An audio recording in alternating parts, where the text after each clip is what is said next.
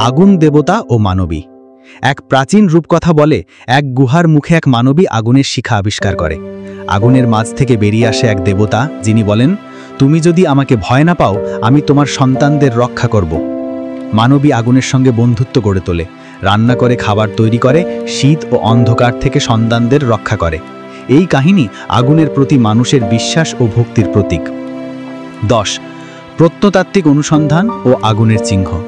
বাংলার বিভিন্ন গুহা ও পাহাড়ি এলাকায় পাওয়া ধূসর ছাপ, পোড়া ছাই ও হাড়ের নিদর্শন থেকে জানা যায় আগুন রান্না, আলো ও আচার অনুষ্ঠানে ব্যবহৃত হতো।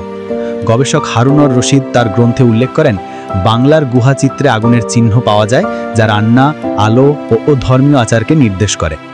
এইসব তথ্য বাংলার ইতিহাসকে প্রাগৈতিহাসিক যুগ থেকে সভ্যতার দিকে নিয়ে যায়। 11. আগুনের পাশে ভাষা ও কাহিনী বলার সূত্রপাত। আগুনের আলোয় মানুষ প্রথম গল্প বলা শুরু করে। আজকে হরিণ ধরেছি,